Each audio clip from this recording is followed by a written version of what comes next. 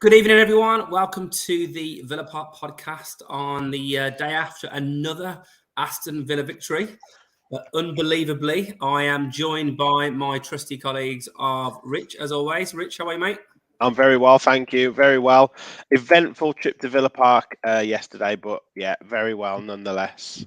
Tell us about that shortly, mate. And Sam's here as well, mate. Hello, Sam. Am I the unbelievably bit? Yeah, unbelievably. You're like Watkins never gets two in a game. We never see you on two pods in a row, so that's the unbelievable bit. I'm like Busters at the moment, mate. Like Busters, yeah. You don't see me for ages. I was going to say you're not that big, Sam. You hench more rather than that. Cheers, man. I'll take that one. No worries. Like a steam booster. Well, listen, I think we should just take a moment initially, just to stop and just reflect. We've won another game, lads. Another game. It's 4 in a row. What's going on? What's going on, Sam? What's going on? Your guess is as good as well. I'm not very useful on the pod today. I've got no idea. I don't know what's going on, except for there's a funny thing in football, and it's what confidence can do to a team. And I always say the best teams are the teams that win even when they don't play well. And I think that's exactly what happened at Forest. I don't think we were even good against Forest. I think we had a pretty poor game by previous standards. But that's what good teams do. They play a game at home. They're very hard to beat, very hard to score against, and they pick up points. And that's what Villa are doing at the moment. Yeah, absolutely. And I know Forest are absolutely stinking on the road. The only team they've beaten is Southampton away, and they've not won for like 8 or 9 games, whatever it was. But Rich, did you feel almost like as if you shouldn't be thinking at level of confidence before this game?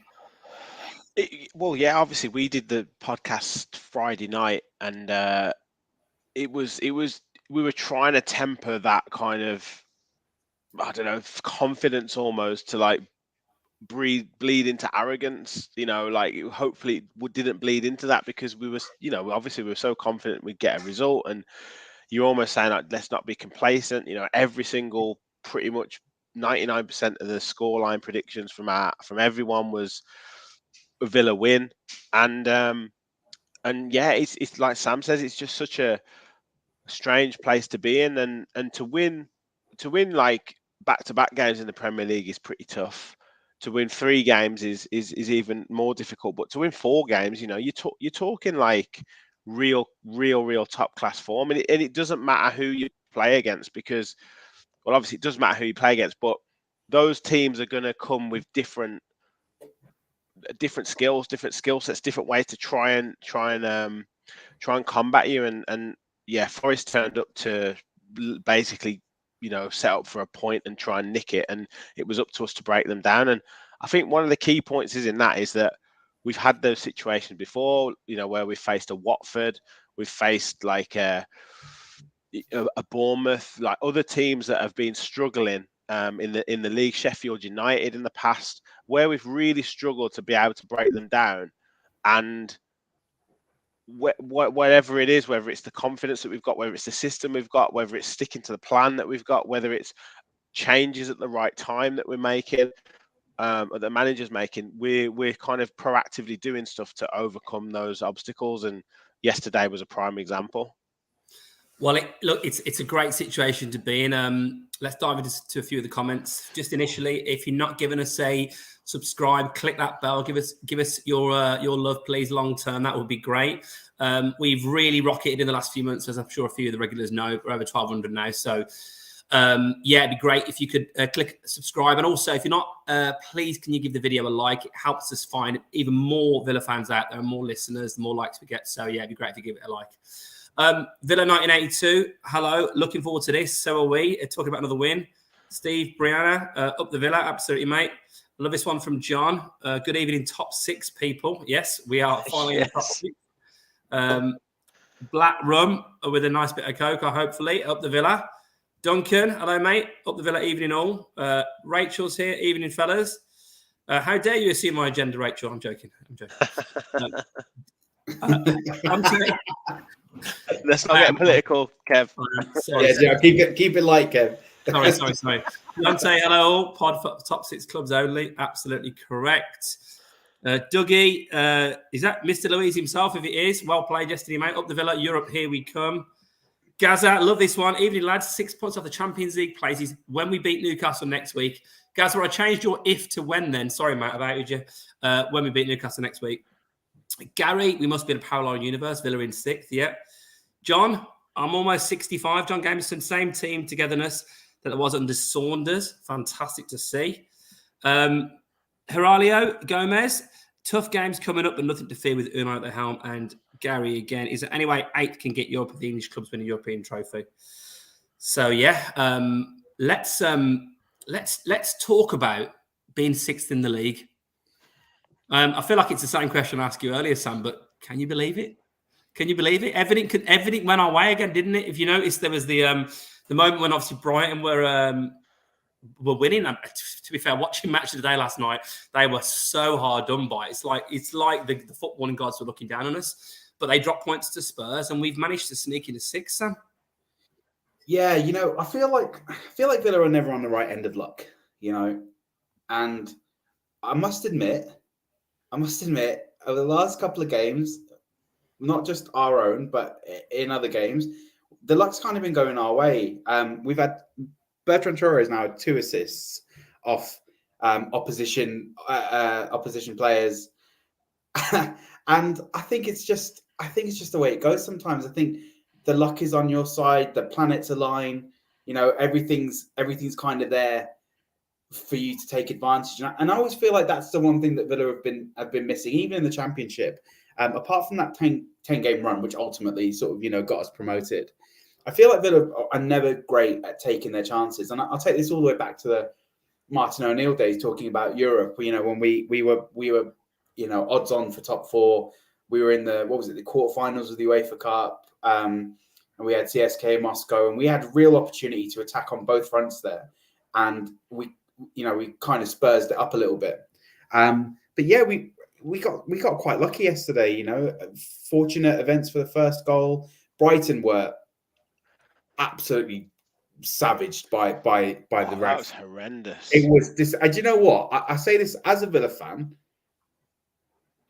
I think it's bad for football, and I didn't like to see it. I mean, I know that it helps the Villa out, and it kind of puts us in a spot above Brighton. But I think in general, it's terrible for football, and I don't know if it's like a big team bias or whatever it is. But I felt awful for Brighton because they should have had about 3 penalties. I'm not sure about the goals disallowed, and but as a Villa fan, we take it. It's something that's happened, and it's gone in our favour. And after years and years of things not going in our favour, we had to take advantage of that circumstance. And I think fair play to Villa, because we can only do what we can do.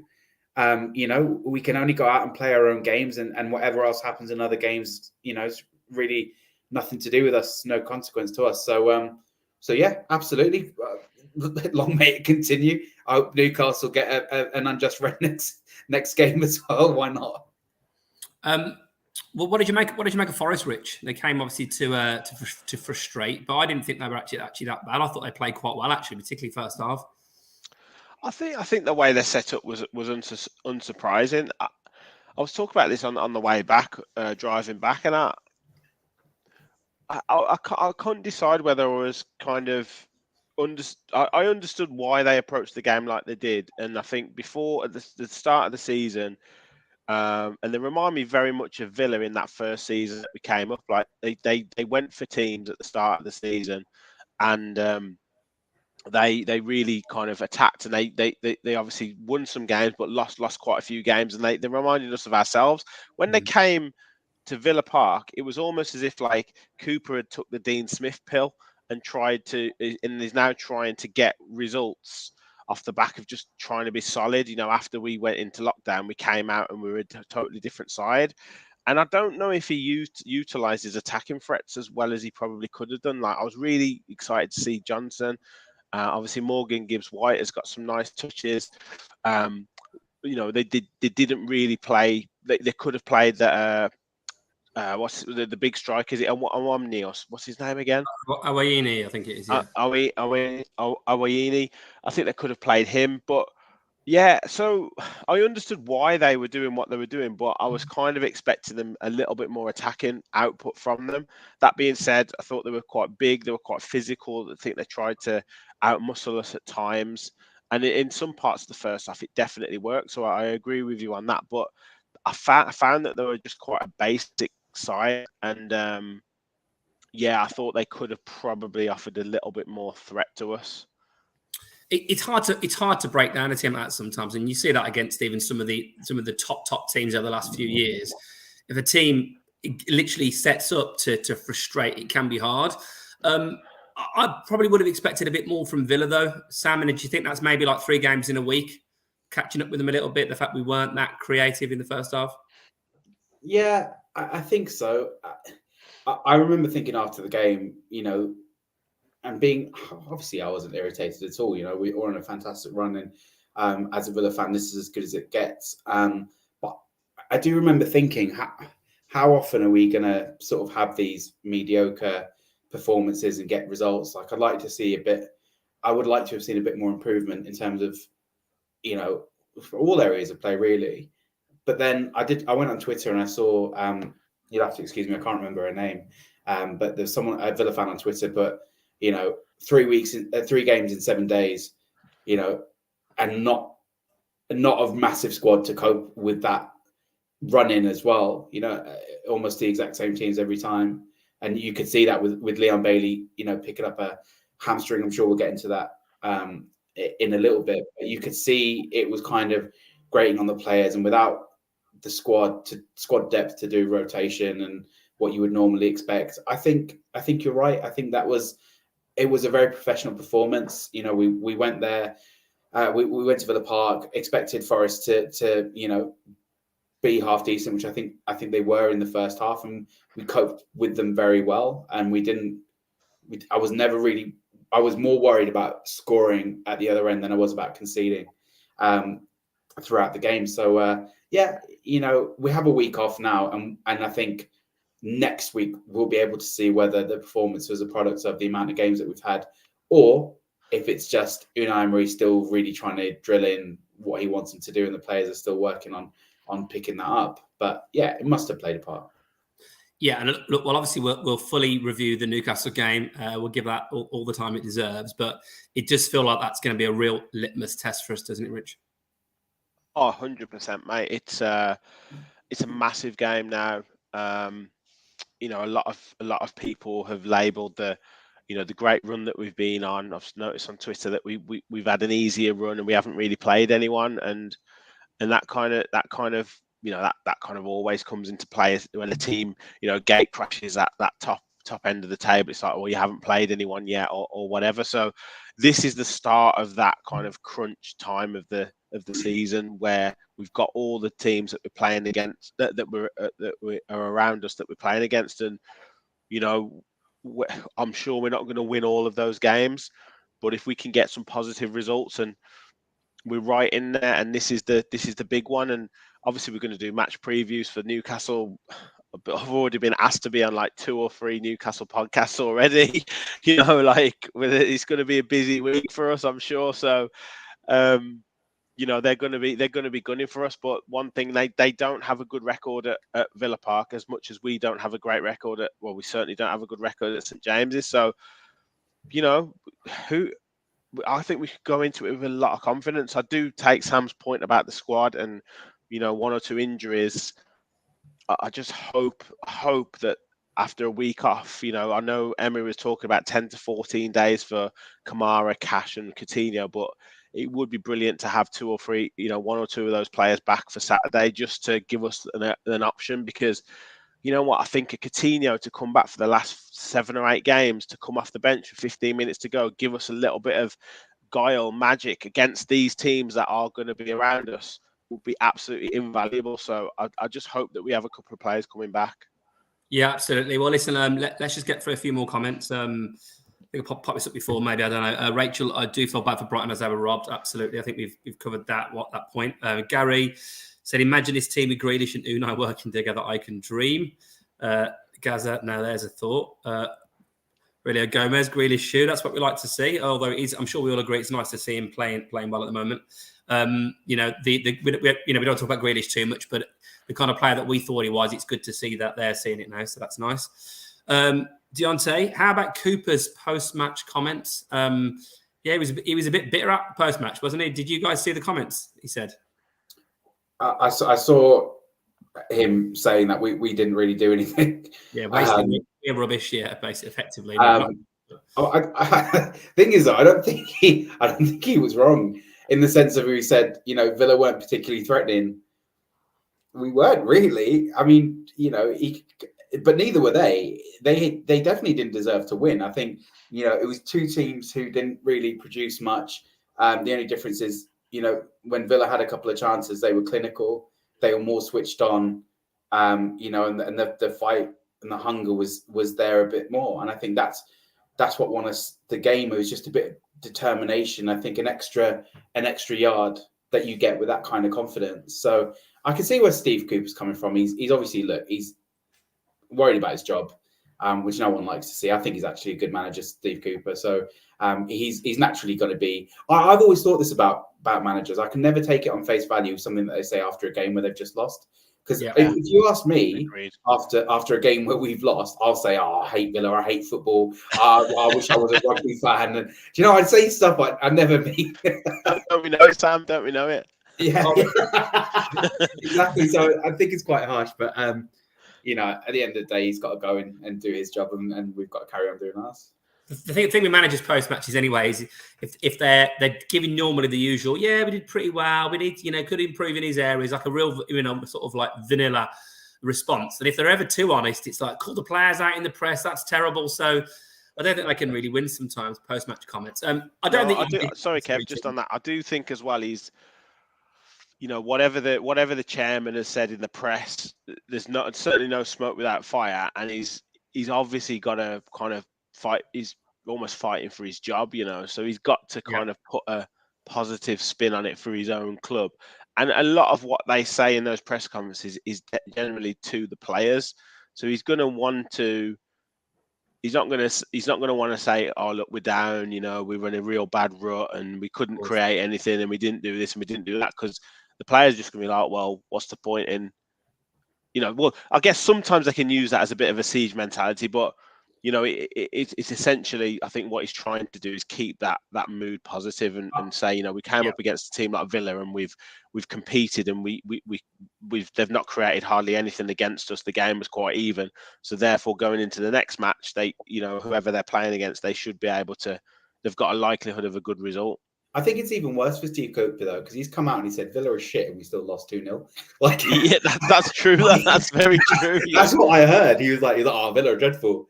It's like, well, it's all right. We'll keep our 3 points. The problem is he probably knows they've got Man United, then Liverpool, then Brighton. So, not a great run of fixtures. So if they ever thought they were going to get anything out of a game, despite the form we were in, this probably would be the one you favour out of all four of those. So, look, just to finish off a few more of these comments, Gary says, really hope Brighton and us get Europe, as both of them the right way, and Brighton have pulled Chelsea's pants down with Potter and Cucurella, absolutely. Gaza, love the so-called top six getting ripped apart from Villa, Newcastle, Brighton, Brentford and Fulham this season. Yeah, it's been great to see some disruption there. Blackburn, Brighton were clearly robbed, and it's time to hold the people who make these decisions accountable in some way. I agree, actually. Just on Black Ram's comment really quickly. I've seen a lot of people attack VAR this weekend and say, VAR doesn't work. VAR was brought in to eradicate human error, and VAR doesn't work because of human error. The people who have these tools, like everyone who watched the VAR for Brighton, they saw the penalty shout from Mitoma and the goal from Mitoma, Danny Welbeck's goal. All of these scenarios, everyone watching it was like, VAR gave us the tools to say, this is clearly a goal, this is clearly a penalty. Now, the people who are officiating the games, people in what is it, St. James's, St. George's Park, or whatever it is, Stockley Park, isn't it? They're sitting there, they're watching the exact same footage that we are, and they're making the wrong calls. And I just don't understand how people can attack VAR as a technology for it not working when the issue is still human error? Like, what do you boys think about VAR now that the conversation's coming back up on bad decisions, so on and so forth? Well, What do you reckon? I agree with you. I mean, the technology is not the issue. I mean, I think sometimes the technology looks like it's the issue occasionally with some of the offside lines, because it's all about where you click and where you draw it, isn't it? So if you can't get it perfect, because sometimes it feels like they've got the lines wrong. But generally, you're absolutely right. And if you can see it as fans on the side of the pitch, you know, or watching at home, if you can see it in a football studio, you can see it. The thing with VAR, which I think is important, is that we all are consistent with it. And I think you made that point really well, Sam, earlier, that, you know, as much as it benefited Villa, it was shocking. I think VAR, in many ways, to me, is a lot like cancel culture. You got to be careful what you wish for, because you can start saying, I disagree with all these things until it comes to get you. We can be delighted that VAR screws Brighton over, but what about when it's the last game of the season and we don't get a penalty against Brighton and we miss out on 6th spot? So I think my point is we just all got to be consistent to call it out. And I don't know whether, if I was given the option now to get rid of it, whether I would do that. What would you do, Rich, if you were given a referendum on VAR? I guess, like you guys say, it's always a case of be careful what you wish for, isn't it? And like, you know, when it was before it was there, it was like, you know, these decisions that these referees make or don't make are costing points and costing us games.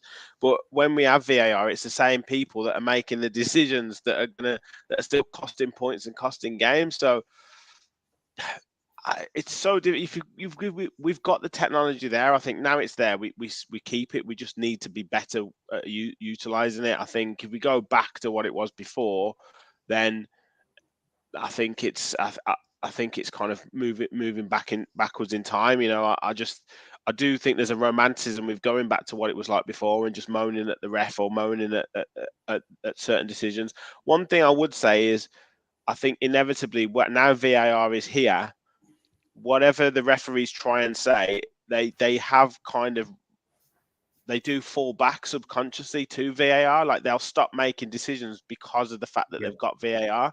You know, linesmen don't put their flag up. I know they say that they've been told to wait for the play to run, but they're certainly not making decisions on offsides because they know that they've got VAR. So in a lot of ways, because you've got that technology, it's maybe diminished the standard of the refereeing, because they haven't got to make those clutch decisions, and they haven't necessarily got to be as tuned in on the game because they know that someone's there watching it for them. What the worst thing about it is that the people in the VAR, because they're all part of the same kind of club, they don't want to say that referee has got it wrong. They don't want to upset that referee. You need independent regulation, independent authority above. You can't have Howard Webb, former Premier League referee, who's got all of his mates. They probably all went to his wedding, and probably brother-in-laws and whatever it is. You can't have him regulating that because it doesn't work. What's he going to do? He goes to Brighton today and he says, "Oh, sorry about that," which he's done 4 or 5 times this season. He's done the same with Fulham as well. Now, let's put this into actual perspective, like from a finance perspective or a business perspective. Imagine Brighton miss out on Europe by 3 points, how much money would they lose? How much would that affect their club? In terms of consequences for them? Now, to look at it on the other way, that the referee who's clearly, I mean, he's gone to the screen there. He's gone to the screen and he's looked at it, and he's not seen what everyone else has seen. What is his punishment? He has to go and referee a game in the Championship for 2 weeks, where there's still 30,000 people there. It's still a fantastic league. We know that the Championship isn't a punishment. The Championship's a privilege as well to referee somewhere like that. So I think, if these referees are going to continue making these mistakes, when the technology is there to show them exactly what you need to do, you need to say, look, you made a mistake. We're going to take you off for a couple of weeks. You're not allowed to referee. And then if you do it again and you make it, and this is like a really blatant, you've properly messed up here, like you would do in a job, in any job. If you mess up 2-3 times with dire consequences, your employers would say, actually, do you know what? You're making too many mistakes. We're going to have to let you go. Am I wrong in that? No. Do you know what I think with it, which surprises me as well, is that when you've got the technology and the benefit of all these replays and all the analysis you can do, admittedly they haven't got hours and hours, but they've got enough time to be able to assess it from different angles. And when you've got the sense, then they tell the referee to go and check. Why is there not some sort of dialogue there to say when the referee is saying, actually, I'm not sure it is a penalty, and they say, hang on a minute, he stepped on his foot, or I'm not sure that was a Welbeck goal. Hang on a minute. I think it might have hit his hip rather than his hand, and I think it should be a goal because it's almost like they just defer straight to the referee. We think you should look at it, and then the referee says yes or no. But surely, where's the power of them saying, hang on a minute, there's a reason why I told you to go and look at the monitor because everyone can see he stepped on his foot, and it's clearly a penalty. Kev, I think I'm a fan of American football, NFL. And one of the things that they do in the NFL, which I really love, is when the ref is reviewing a call or a challenge, you can hear them and you can hear the conversations that they have. And I think two things would make refereeing a lot better in this country. One, to hear those conversations between the VAR room and the referee himself. And secondly, I think refs should come out after the game and explain the same way a manager does, the same way a player does, sit in front of the media on BBC's Match of the Day, whatever it is, and just say, why did you make that call? How did you see it? And they can give an explanation. And maybe they know something more about the rules than we do. I hope they do.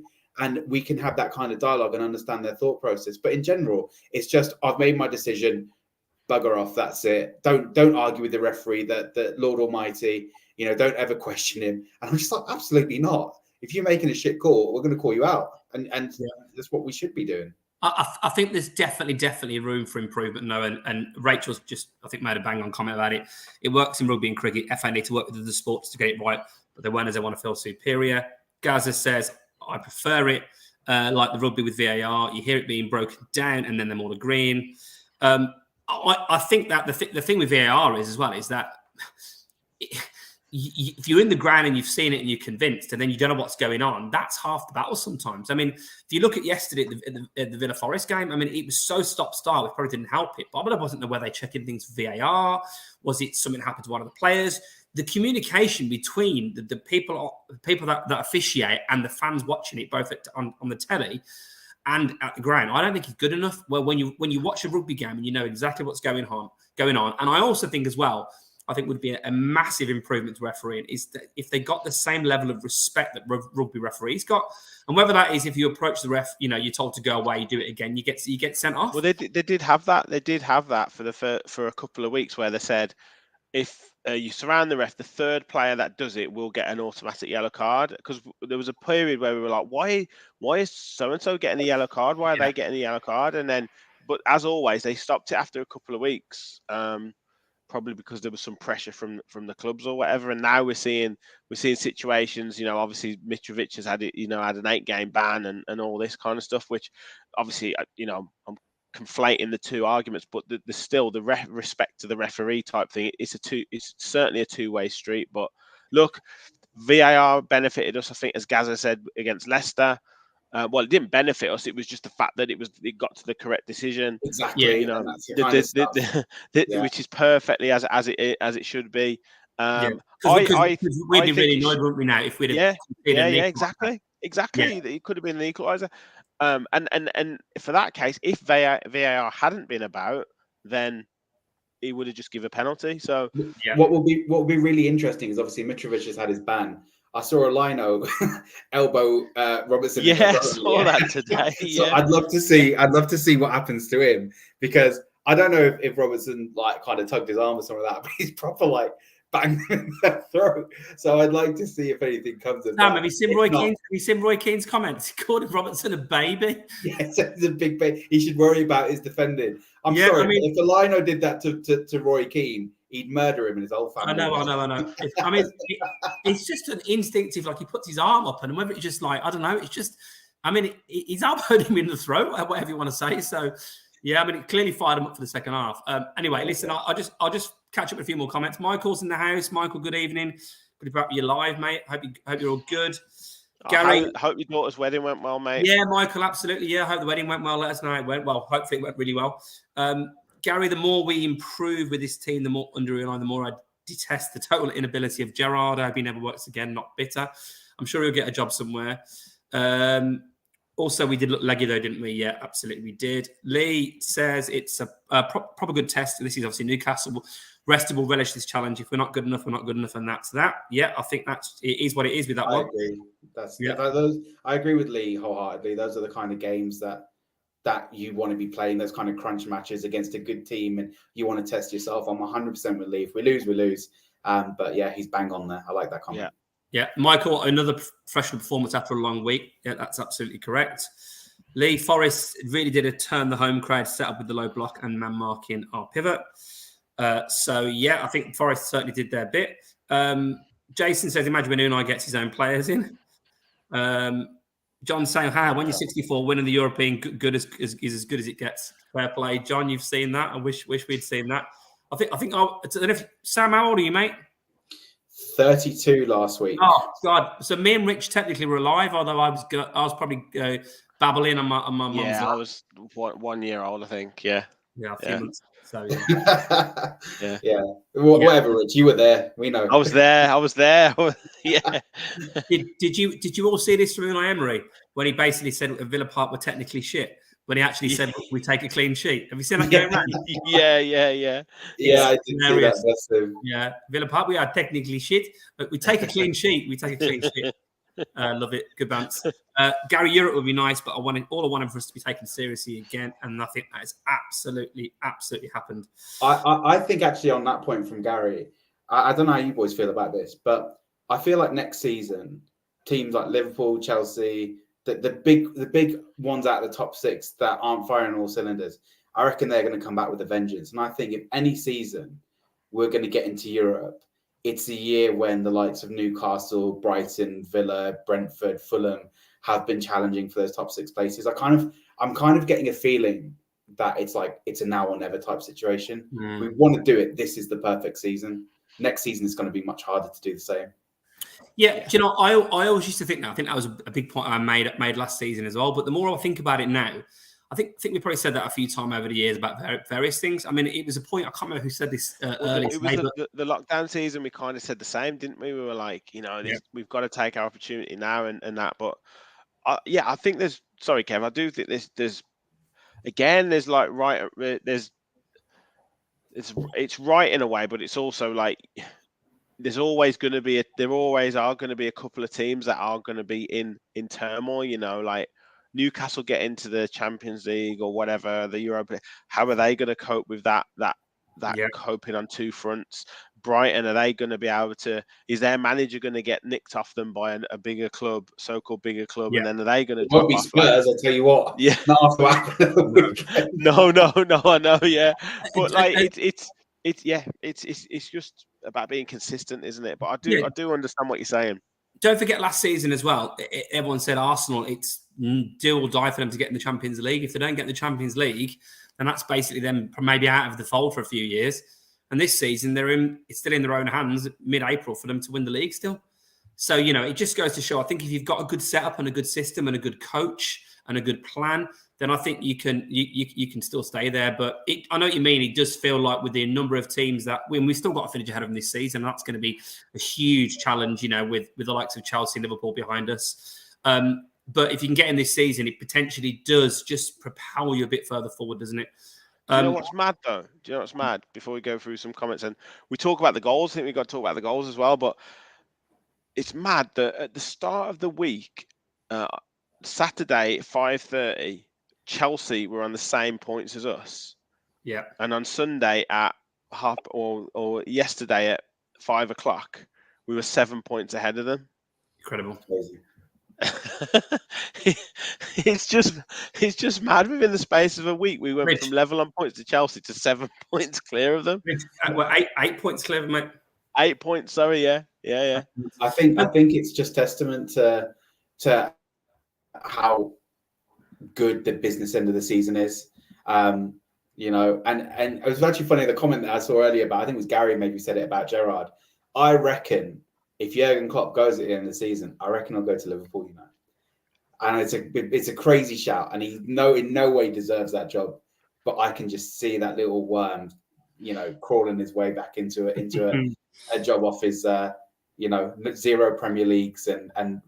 Well, look who was back in the dugout at Chelsea. Look who's back in the dugout at Chelsea. Yeah, exactly. Exactly. And he didn't get them playing yet. If anything, they look worse against Wolves than they did before. They should get that caretaker back in charge. Yeah. And you know fine well if he gets like, I don't know, if he wins 4 out of the last 8 games, he'll put himself forward as a candidate for the job. Of course he will. 100%. Of course he will. They can save themselves a bit of cash, probably give him £100,000 a year and he'll take it. So listen, let's get back to the Villa. Great news. The best bit of the pod so far. Michael said wedding went fantastic and he included Villa in his speech. I love that. Love that. Thank the Villa before the bride's family, Lee says. Look, in terms of the performance against Forest and how it maybe was a little bit uninspiring, but professional performance got the job done in the end. Obviously, there's been a lot of stuff going around. I put a tweet out about it as well. That this is basically bar Moreno, the same players that Smith had at his disposal. Well, with the likes of Carlos still probably not being quite ready, with Kamara being injured, with Den Duncan not starting, with Bednar going back on loan, so going back to his parent club. So, is it not inevitable that the group of players that have largely been quite inconsistent, albeit having better coaching at the moment, that at some point they will revert slightly to type in terms of maybe lacking a bit of inspiration or being a bit inconsistent? Is that not inevitable, Rich? Well, look, I think it's inevitable that we lose a couple of these games out of the last 8, but I don't think it'll necessarily because they've reverted back to type. And again, like I said this on the last episode, like Sam was bang on in what he was saying before, and he kept saying it about these players are better than what they're producing, and the coaching has proved that. And you could arguably say that, or well, it's not even an argument. You look at the form over the last 7 games, or even just since Emery's been in charge, like it goes right before the World Cup. To only lose 4 games and draw 1 and win all of the other games, that's ridiculous consistency. So to me, they've already really shown that consistency, and even like I say, it's inevitable that we're going to lose a couple of games, but it's also, in my opinion, inevitable that we're going to win a good chunk of those games just because of the way that we're playing, the system that we're playing, the players that are in form, and just the coaching that's being set up for them. So I think it's probably easy to say now that we are a model of consistency, and the players are showing exactly what they're able to do. Yeah, and look, you always talk about 2 points per game being, well, they put that sort of Champions League standard, don't they? Well, we've got in 17 games under Emery, we've got more than 2 points a game. We've got 35 points at 17 games. It is an absolutely incredible, not just record, but turnaround from where we were with no huge changes in terms of personnel in that team. I know Kamara's played his part, more than played his part this season. But really, I mean, this is, I don't even care. I mean, if Arsenal don't win the league, right, I think Emery should win Manager of the Year. I mean, he's definitely a candidate. The job, but for the job, we were bottom 3, joint bottom 3, but joint points on 18 when Gerrard left. And in the space of 5-6 months, we are 6th in the league with an unbelievable points haul. I mean, obviously, it depends what happens in the next few games, and we've got some crunch games which will really set our season apart. But I mean, Sam, I'm still pinching myself, mate. One, that we've got him, but 2, that we just keep getting these wins and keep beating teams. Yeah, I mean, what was it? 4 in a row, moved into 6th place, and we were still second last on Match of the Day yesterday. He's not going to win Manager of the Season. I'll put any money on that. Yeah, that's true. It's not going to happen. And Villa are still not getting the credit they deserve. And then we spoke on the last podcast about, whether we want to go under the radar, if we want people to start picking us up. And I said I was fine for no one to take any notice of us, but people really aren't taking any notice of us. And I think what's really impressive about Emery, and I don't know if you two disagree or not, but I've seen the good performance that we've had under Emery. I've seen them under Dean Smith, and I've seen them under Gerrard as well. What's impressive to me is how he can rally them to keep going. Because under Dean Smith, we'd have like 2-3 good results, or like we'd have that clutch period like we did when we drew against West Ham on the last day of the season, and Trez, went on a crazy one. And but Unai Emery, what was it? 11 wins in 16 or in 17 or something? I don't know what it is. Something ridiculous like that. That kind of consistency. And that ability to change the whole mindset. And I think this is so important. And Chelsea are a club at the moment who have got all the talent in the world at their disposal, but the mindset in the camp is wrong. And Unai Emery's come in and he's turned it around so much now, to the point where I think a player like maybe Coutinho before, who was like maybe of the mindset that, like, oh, I'm Coutinho, I'm at Villa, I'm doing someone a favor here. Do you know what I mean? Or like, feeling like, they should be really happy I'm here. Now Coutinho's watching this team and the heights that they're looking to achieve, and he's probably thinking, oh man, I really want to be a part of this. I want to fight to get that place back off Buendia. And someone like Emi Martinez earlier in the season, he was, talking about his aspirations to get into Europe and be a Champions League player. And he was, maybe saying that as kind of an invitation for people to come and bid for him. And you see him now after the game yesterday. He can see the vision. He can see Europe, and he can see it with Villa as well. And I just think that's the most impressive thing. It's consistency, like you say, Kev, but it's also just Unai Emery's ability to inspire. And it's even more impressive considering that I'm guaranteed half of them don't know what he's saying half the time, because I don't, and I'm really paying attention. And also he has these really long meetings as well. So there must be. But I also, to add to that, I think what's again another impressive factor is how they're so diligently sticking to the plan of what he's telling them to do, game in, game out. And there's subtle changes within each game, or sorry, to play that opposition before the game starts, and then also within the game, and they're sticking to it. How easy would it have been for us to crumble against the Chelsea when they're putting us under that intense pressure? How easy would it have been for us to kind of lack concentration yesterday and concede a sloppy goal off a set piece? That's something like 12 corners or something.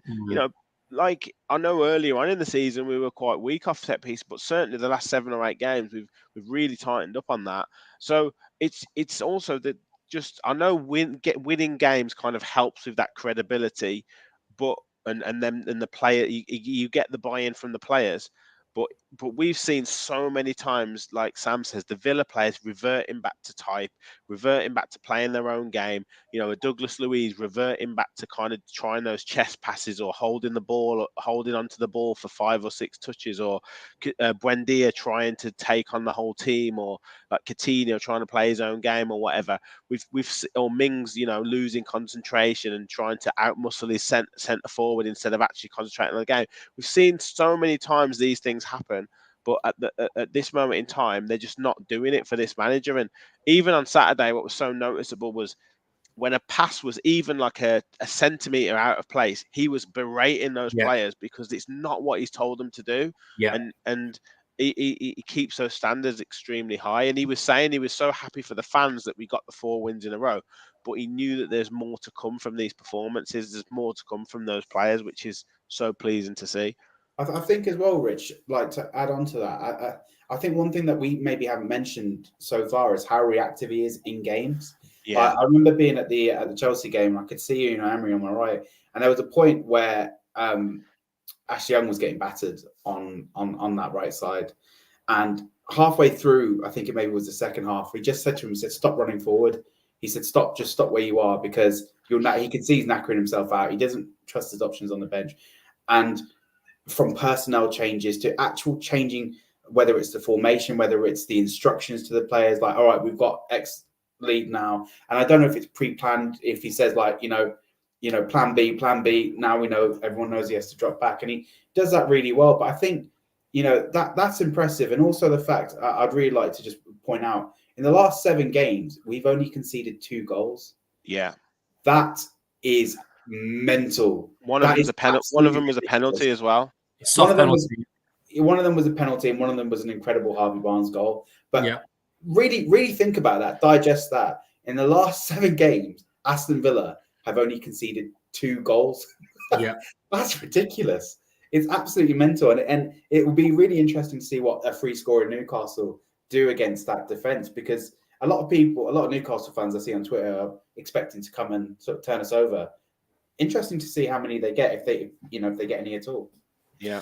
Yeah, absolutely. Well, look, the one thing I would say as well about Forest is, with everything Cooper said and the fact that, we weren't maybe at our absolute best going forward, is I can't remember them having one single decent chance in the entire game. I can't remember it at all.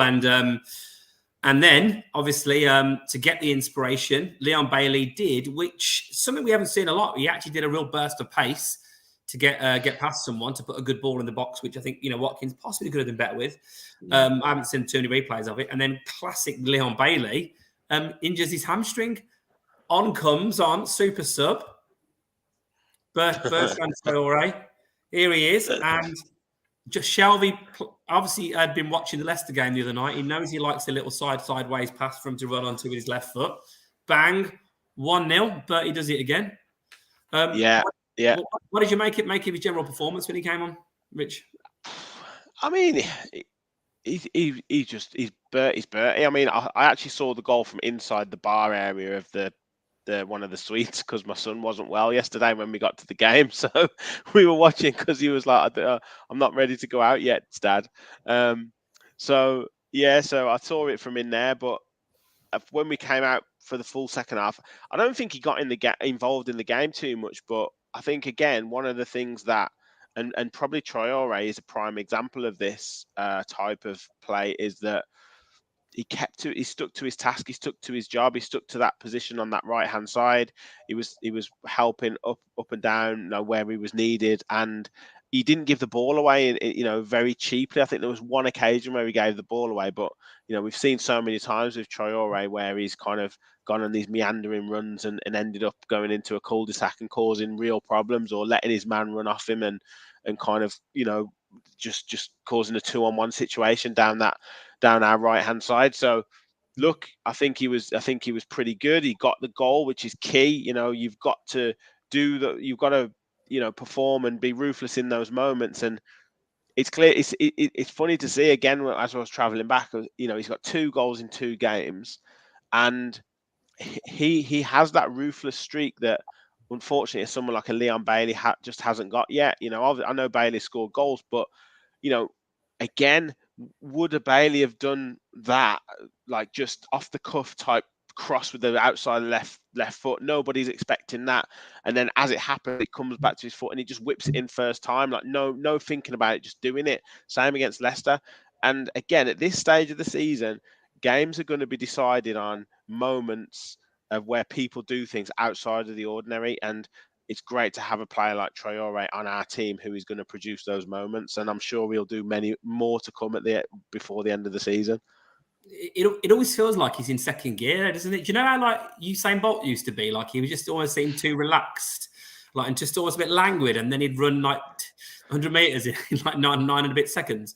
And with Traore, I just think he always looks a bit like he's just like can't really be that bothered, and then he'll glide past a couple of players and then do what he does. He's clearly a very enigmatic player. I think he's really clever footballer. Like I think he's such an intelligent footballer. I just think, like you say, sometimes he can be like that. That can be leveled to him where he's trying something a little bit too audacious or is taking a little bit too much time. But when he doesn't have to think and when it's instinctive, I don't think there's many better players than him, like in terms of that quick technical ability. He's certainly effective, isn't he? Well, let's just fire through loads of comments, guys. Thanks again for all the comments. Just a quick reminder, if you're not already subscribed to the show, please be great if you could subscribe. And if you're not already giving this video a like, please give it a like. That always helps people find us. So, Michael, we've got the story. Told the story of his brother getting married on the day Villa beat Man United 3-1. The famous win nothing with kids. Every year his brother gets it big time for that. Absolutely. Nigel says Gerrard will scupper Liverpool at some point. They'll be mid-table for a stint at best. Let's hope that happens. Keep him behind us. Michael said it was his daughter that got married. John says Mings amongst the best centre-halves in the Prem and in the top 2 English ones. I think we've talked about Mings a lot lately in terms of how good he's been. I think he was great again at the weekend. Gary says, surely it's our best hope of winning a trophy while Unai is here. Nigel says, whatever other teams do, we will be competitive next year. I think that was the point I made earlier on, absolutely. Gaza, what about this? Remember this, guys? We've done it again, consistently scoring in every match under Unai, which is unbelievable. And I think Forest must have known that was going to happen based on our form. So why they weren't a bit more progressive, I'm a bit surprised. Lee says, what do you think about But Ramsey having a blip, the system is so strong it's working even when few players aren't firing. And I'd say I'd add to that probably Buendia didn't have a great game for me yesterday, and yet we still got a 2-0 win.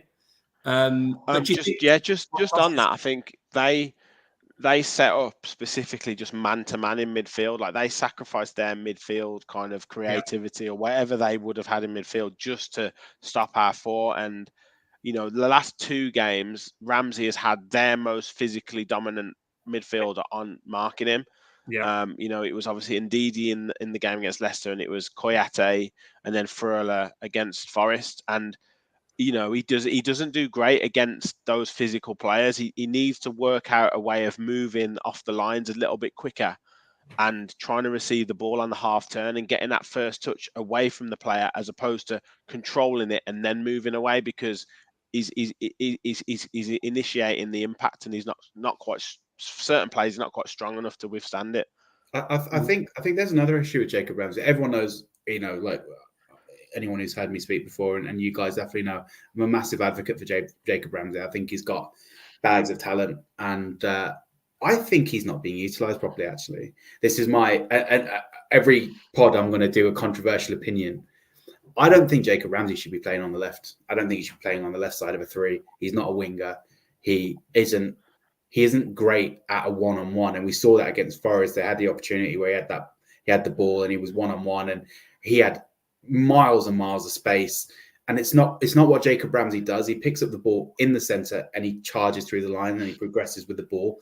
He's not particularly like a great crosser. What his role would be, if you were to equate it to something like NFL, for example, would be a running back. And it's I've said that gets you territory. Yeah, get the yards. Get the ball up. And I think he's kind of a victim, Jacob Ramsey, of 2 things. The form of other players, the likes of John McGinn and Douglas Luiz and Kamara when he's fit, because obviously you can't drop them, but you need to incorporate Ramsey into that team because he is such a talented player. So Unai Emery's got him playing on the left as a winger on the left side of a 3. I just don't think it's his position. I don't think that's the best. I don't think that's the best way for him to bring out what's good about his game. I think he saw that against Forest. I think he kind of saw it against Chelsea as well, at Leicester. Sorry, I don't know about Jacob Ramsey because he is super talented and he's going to be in the England setup one day, and there are loads of eyes on him. And he's already, I reckon, a £30+ million player. I think if you wanted to take him at the age of 21 or whatever he is now, it's ridiculous. I think he got his 100th league appearance for Villa at the age of 21 at the weekend on Saturday. So that kind of shows you his caliber, and he's kind of drawing experience. 100 league games now at that age is incredible. But I just don't think you're ever going to see the best of him playing where he's playing. And I don't know if it's because Unai really wants to keep him in the team and he doesn't want to drop him, and he's trying to fit him in. But he feels like a square peg in a round hole at the moment for me.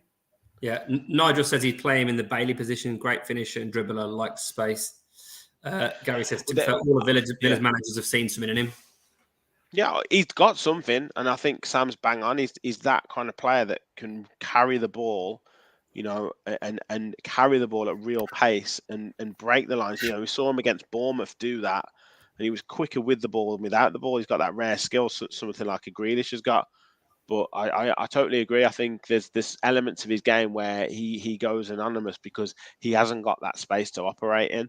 And whether he needs to add parts to his game or we need to find a way of allowing him to get into those spaces, will be key. I do think though that he came into it as 65 minutes onwards he started to find those spaces. Yeah. I think there was a period, it was a bit where we were playing the ball across the back, and then Konza, who had a very good game as well, spotted him.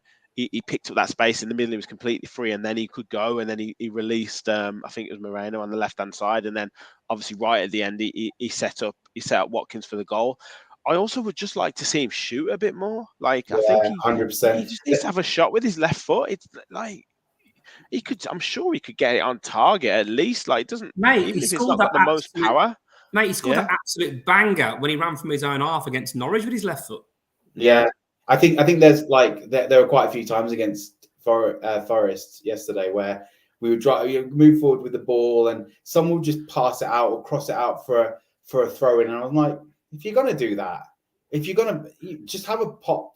But I think some players I've seen over the course of my whole watching football have suffered from being versatile. And because they're so versatile, they're played out of position. They're kind of played to fill roles. And I feel like because Jacob Ramsey has attributes in terms of pace and power and passing and finishing to play on a wing, and he does have that versatility, I think he's kind of suffering from that, because I've seen a lot of people say, oh, you've got to put John McGinn on the right wing. I've never seen John McGinn play right wing. He's either played as a CDM, centre mid, or a cam. He doesn't work on a wing because he's not built like that. He operates better in the middle of the pitch. And I do think with Ramsey, I worry about him, because when Kamara's back and you've got Kamara, Louise, McGinn, whoever it is that we're going to buy in the summer, Eric Bonham coming back, trying to challenge. I wonder where his place is. Is it where Buendia is? Does Buendia get dropped? Because I quite like Buendia. I think he does a lot that goes under the radar. A lot of clever little turns and just getting himself out of trouble, getting Villa out of trouble, receiving the ball high up, and doing kind of what Ollie Watkins used to do, where he would hold at the ball and bring other players into play. So do you play Jacob Ramsey there? Do you play him as a cam? Do you play him as a centre mid? I don't have the answers for that, and I can only hope that Unai Emery does. But I think as it is now, I agree with whoever posted the comment. I don't think it is working as well as it could be at the moment. Well, talking about other forward players, what unbelievable form this man is in. But the icing on the cake, looked like it was a more comfortable victory than it was. Well, it was pretty comfortable because they didn't really look like scoring and we didn't need to get out of second gear. But a finish, not the kind of finish you'd normally associate with him, Rich, in terms of a sort of drop of the shoulder, then a cheeky dink finish over the former Real Madrid goalie, Navas. What did you make of Watkins? Well, the goal just goes to show what form he's in and how confident he is. I think that's clear to see. He even tried an audacious, I think it was like first time volley, as the ball was clear. I know it went wide, but it's just a measure of how confident he is, that he's just willing to try anything at the moment. And yeah, I think he worked hard throughout the game. I could see a lot of runs he was making that weren't necessarily getting found. I think when he was called upon in terms of aerially or to hold the ball up, he gave the Felipe a tough game. So I think he did his job. And as a striker, you put that work in. You get your rewards. And he had to wait to the 95th minute, and he got it. And it was one of those where it was like we picked the ball up, and it was almost like after you, Claude. Like nobody seemed to want to shoot. It went to Watkins. He dinked. He kind of did a step over. McGinn was in the way, and he was like, get out of the way. He played it out to Ramsey. Ramsey could have had a shot, as we were saying before. Then he played it back across to Watkins, and it looked like he was going to get tackled. But beautiful first touch that that's kind of sometimes un-Watkins like. And just a beautiful finish into the goal. And he certainly wanted everyone to know that he'd scored, and he wanted everyone to know that he'd been on the weights, because whipped his top off and and got a yellow card for it. But yeah, great finish, and I think it was good for him to score in front of at Villa Park, because I don't think he scored against Bournemouth, and he didn't score against Palace, so he's got a lot of goals away from home. So it was good for him to get a goal at Villa Park. But 9 goals in 11 games, 12th Premier League goal for the season. Who says he can't get 20? Yeah, who says indeed. And to be honest with you, if I had an upper body like that, I'd be walking around topless everywhere. Yeah, I mean, well worth the yellow card. I'm sure he gave a few people in the crowd a treat as well. It's just brilliant to have a player in this kind of form. And look, we've got to be honest. All of us, I think, at times, not just on the pod, but Villa fans have probably questioned whether he was the guy to lead the line for Villa long term. But I've got to say, week by week now, I'm becoming more and more an Ollie Watkins fan. I mean, big time. I think that I do think he lacks a ruthless level of finishing compared to maybe some of the top strikers. But his finishing's massively improved. I mean, some of the goals. I mean, if you look back to his goal against Man City, touch bang in the corner. Arsenal was a great finish. He's really good in the air. He's good with his head. He scores quite a few headers. a dink finish here, that instinctive one against Leicester where, came back off the keeper and he put it in. He scores different types of goals now. And the only thing he doesn't do is get more than one in a game. And I'm hoping that'll be, it would be absolute dream world if we can break that curse against Newcastle and Watkins scores a couple. And can I just also say, isn't it great to see the Grim Reaper back? The Grim Reaper. Yeah, on Twitter. Oh, God. If we could emulate that 10-game winning run, then, God, I think we'll be playing Real Madrid and Inter Milan next season. So, look, it's just brilliant to see where we are right now. And I know I said at the start of the pod, we have to really enjoy these moments. But we've put ourselves in a position now to be going into the back end of the season with so much to play for. And we've still got an outside chance of the Champions League. I know we have not talked about it because it feels crazy. But we've got an outside chance of the Champions League. We're in the mix for it. If we beat Newcastle and beat Brentford and beat Spurs, coulda, shoulda, woulda, we might lose all three.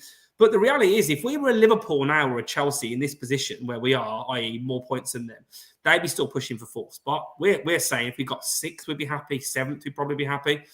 It's staggering, really, to be here, isn't it? So we need to enjoy it, lads. Yeah, I agree. I think, just touching on Ollie Watkins, I've been a pessimist in the past. I'm not going to lie and sit here now and claim that I've always been his biggest fan. I still think against Forest, he was pretty quiet for most of the game. He didn't do anything, but he came up with a goal. It was a brilliant finish. And I said earlier, I spoke about confidence. And if anyone's benefiting from confidence, it's Ollie Watkins. It's not just the goal. Look at the celebration as well. He's sitting there beating his chest, going, this is my house. This is what I do. And good.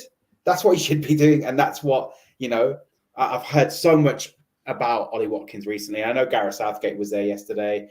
I saw a tweet earlier saying, Southgate saw Ollie Watkins score another goal, Conter and Mings score another clean sheet. So naturally, he's going to bring up Morgan Gibbs-White next international break. So,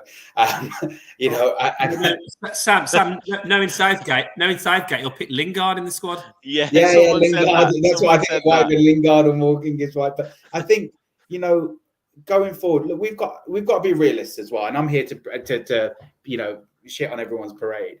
If you look at the if you look at the games that we've got coming up, we've got the likes of Brighton and Spurs and Newcastle and Brentford, I think, and we've got a really tough run in, I think we have to be realistic and say, look, we're probably not going to be on the same run as we have been, probably, but probability and possibility are different things. It's possible we can do anything. We can go ahead and we can take this momentum in, and I've got everything crossed, fingers, toes, ears, everything that you can possibly do. I've got it, but I think we have to. I think we just have to enjoy it, like you said, Kev. There's nothing else to do. We can sit here and overanalyze and say, I did it with a mate the other day. I was like, all right, go through the games. Let's see how many points we think we're going to get. It doesn't mean anything, because you'd probably say we would have lost away to Chelsea. You'd probably say, there were a lot of games this season that we wouldn't have won, or even just Villa winning consecutive games. It's not something that Villa do to this degree. So I think you're right, Kev. I think we're 250-1 to get into the Champions League, whereas Liverpool were 2-3 places behind us are like 7-2. So we're always going to be discounted. Everyone does want to bet against us, but history proves it's not always a good idea with Aston Villa. So wait and see what happens. Yeah, and look, a 9-point swing and also worse goal difference would be some achievement with only 8 games left. So it's probably pretty unlikely. But yeah, and then whoever, by the way, I saw the comment. I can't remember who posted it. Said, I remember Sam slating Ollie Watkins. I was 100% right at the time. At the time, I was absolutely right, and I defy anyone to go back, watch those games that I was talking about, and tell me it was anything else. But players improve, and what I did say at the time when I was slating Ollie Watkins and everyone else is they need to be coached properly. And lo and behold, world class coach, world class Ollie Watkins. Yeah, absolutely. And look, it's a positive time. We've got to enjoy it. We might lose some of these games against some of these teams around us. It wouldn't be inconceivable to think that Newcastle could beat us or Brentford could beat us away. So, I think we've got to enjoy it. But it's positive, as we said many times about the club. Mate, also, Kev, don't forget, sorry, just before we move on, don't forget that those teams will be coming in, not fearing Villa, but also being, apprehensive, because we don't fear them. Of course, we don't. We want to enjoy it, but they're going to come in and say, bloody hell, this Villa team are on good form. We've got to be careful here. So they're going to come into it with some trepidation as well. So, don't forget the view of the other team as well. I hope we don't respect the opposition too much and we go out and we try to play a game. But it doesn't seem like Unai Emery's ever done that. I don't think we've ever, one thing that I've noticed, whereas with Gerrard, he may have said to the boys in the dressing room, by all rights, you should lose this, but go out and give it a go. I can never imagine Unai Emery saying that to his team. So I hope we just go out there and we play our game. We don't care about, their run or where they've been or what they're trying to do. Just go out, play our game by game and try and pick up points. And I really hope, this is my new ambition for the end of the season, is I just hope we finish top 7. Europa, Conference League, whatever it is, I would love to get back into Europe. And that's what, fingers crossed, Europa League would be brilliant. Villa and Brighton, I'd love that. But I think first and foremost, let's make sure that we get back into Europe. Yeah, and there are still some good teams around us, obviously, vying for it. Brentford obviously have not had the best form lately, but, they've been good most of the season. Fulham have dropped off, obviously, losing the last 4. Chelsea, who knows? They're still a quality outfit. Chelsea are out of it, mate. They're out of it. Yeah. They're so shit. Yeah. They're so bad. Again, mate, we talk about a turnaround of points. We were saying 9 points with goal difference or whatever as well on top for Champions League. They've got 8 points to get on us with 8 games to go. It's a lot of 4 games. And I think that we finally got positive goal difference as well. Yeah. Earlier on in the season, we're +1 now.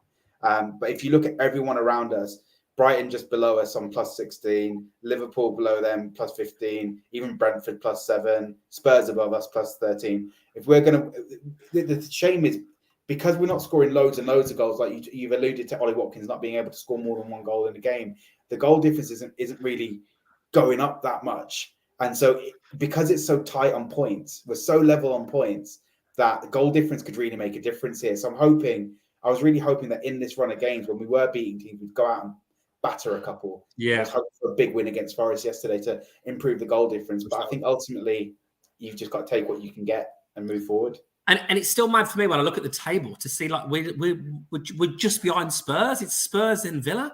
Spurs have been Champions League final in recent years, top 4 finishers, and mid-April we're behind them. So yeah. To be fair, they're shit as well, Kev. If you watch them, they're awful. No, they're 5th in the league. They're 5th in the league. Look, they're 5th in the league, but I don't know how. I mean, that's what I was saying the other week. I don't know how they're still so high up. A wonder strike from Son, and some typical Harry Kane shithousery and some awful refereeing. But they got absolutely pummeled by Brighton yesterday. They were by far the worst team. But this is what I said earlier. This is what good teams do.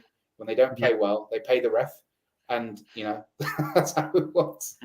Well, look, positive times for the Villa men's team. Just a quick shout out, because this time next week, next Sunday, Rachel has asked the question of Michael earlier on. Will you be at the Women's FA Cup semi-final, Michael Huggins?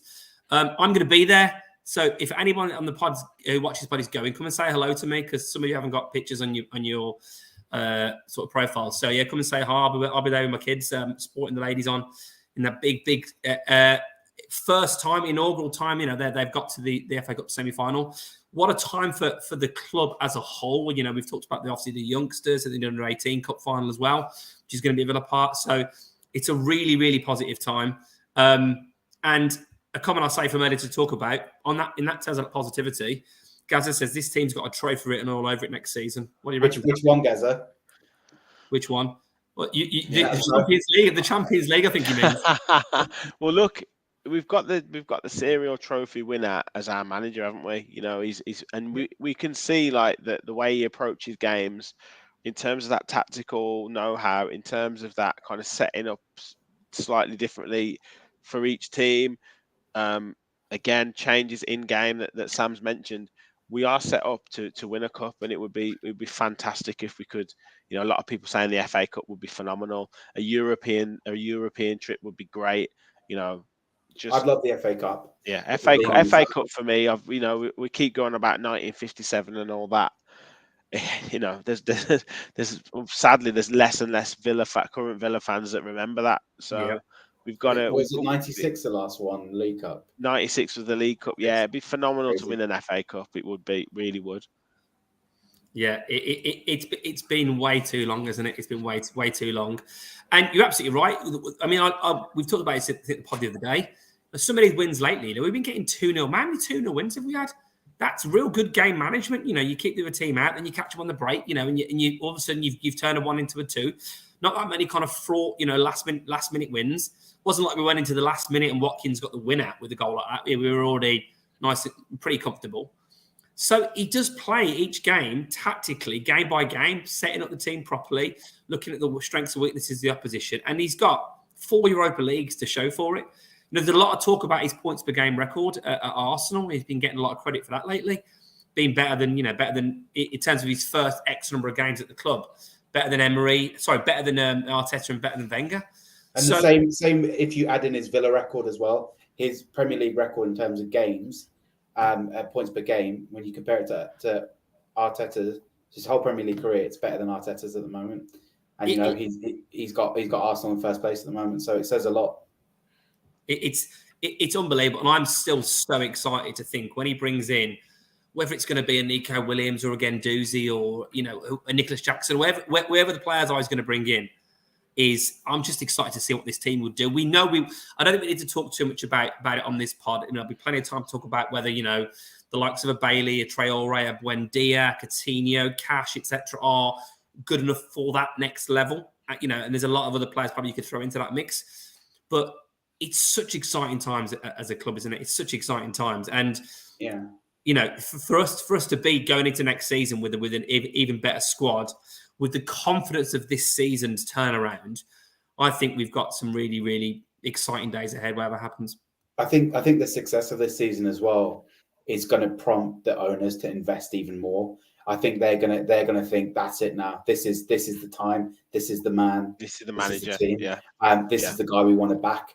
And whereas in previous times, I've kind of wished, when I know that we need a few additions to the squad, I've kind of had that mentality of, look, if we lose, it's not the worst thing because it will expose the gaps in this squad and it will expose the work that needs to be done. Whereas it's the opposite here, and probably for the first time in my time as a Villa fan, I think the more we progress, the more the incentive to add and to improve. And I love that. And I love the way that we're going, like you say, Kev, the women's team. I've got to be completely honest. I don't catch a lot of the women's football, but I do look at the results and that's fantastic. The season they're having, the kids, the men's team, the youth system, the training academy, the renovations at Villa Park. It's just the best time to be a Villa fan that I've maybe seen in my lifetime. And I'm just, I'm so excited for it. And I love what's happening here. Well, Rich, I think it's time now. We're talking about exciting times in competition. Hey, Go on, then. What a segue that was. What a segue. So we did to celebrate our 100th video. We did a little bit of a Twitter kind of draw, a Twitter giveaway where you needed to retweet the tweet, make sure you subscribed and put your name in the hat. So I was busy at the start, which is why, partly to give me a rest, and we're all joint hosts on this podcast. Kev was hosting while I was putting the names in the random name generator. Richard's played 3 games this week. He's knackered. Yeah, exactly. Yeah, exactly. Yeah. So let me just see if I can get this. Just bear with me. Can we all see that? Yeah. So I've got the names in there. Okay. I've took our names out of it, lads. All right. Good. All of these are my aliases. Yeah. So I'm going to pick a random name. There we go. I've hit the button.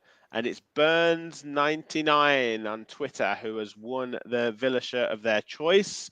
Well with done. the name and number on the back of their choice. So if you can reach out to us on Twitter, just DM us. And I'm just going to try and find what his actual name is on the Twitter handle. But yeah, if you can reach out to us, DM and let us know your size and your the name that you want on the back, and then we can get that out to you. Yeah, Burns19 on Twitter. So yeah, please, well done, mate, and please get in touch. Fantastic. Anything more to add? No, I think we summed it up, lads. I think it's just. I think that whole thing about just being positive, just enjoying it. We've gone from never ending in sixth place, in 11th place in the league, like seemed like we were just going to be destined to there for all time, to now suddenly being in the top six. And it just shows you what consistently picking up points does for you.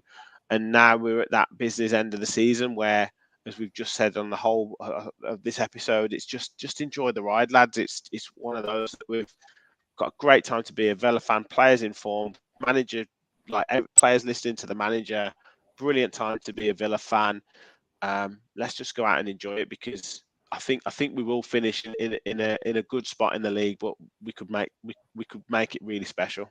I think as well, just to add to that, Kevin, I don't want to bring the tone down at all, because I saw on Twitter, and I'm not going to call him out, because I'm pretty sure he's a young man, but I saw someone on Twitter calling out one of the Villa fans. It was a bit of an old boy he had a Villa shirt on. He had a name or something on the back and a number, and I saw him sort of circulating that around Twitter, saying, "Oh, it's cringy that this guy's got this Villa shirt on." I think that's ridiculous. Like Richard just said, we're having one of the best seasons we've ever had as supporters. Sit back, enjoy it, be kind to each other as well, be nice to each other online, because I've really got my goat up. So just be nice to each other, enjoy it as a Villa family. I know I'm enjoying it, and I love talking to you boys about it as well on the pod, and hopefully come the end of the season we'll be doing the European preview show as well. So just a little note there to everyone. And I couldn't concur more. And anyone that knows me, who ever plays football with me or sees me in the gym, will know that I wear Villa tops all the time when I exercise. So I'm a proper fanboy. I've got loads of stuff. So yeah, how you can hate someone for showing their support of their team, I don't get it. Look, just finally, thanks again, everyone. Amazing comments tonight. Obviously we try and show as many as we can without interrupting the flow of the show too much, but it's great to have, obviously, the family I think we've got now in terms of some of the supporters on the pod, and they've been absolutely integral to the growth of the channel. And how good's it going to be, guys, next season when we're reporting on, playing against Real Betis and, University Craiano of Romania? I might need to brush up, yeah. Yeah, you might have to brush up, yeah. Yeah, I'm going to have to also get somehow become related to Martin, so I can get an Irish passport. So he's put in there. Yeah, exactly. Well, you know what? My mum's from Cork, so I'm eligible for an Irish passport. So I'm actually get on it, son. Get on it immediately. Look into it. See, I wonder if my kids can get it as well. If I've got one, maybe they can. Anyway, thanks so much for the support. If you're not already, please give the video a like. Check out all our other videos. There's plenty of stuff up. I'm sure there'll be a Talking Tactics coming as well. With Gareth to go through how we managed to defeat Nottingham Forest in the end, albeit it took a bit of time after that first half being a bit difficult. But yeah, thanks so much for the support. And guys, remember, we all follow Villa. See you next time. Yeah.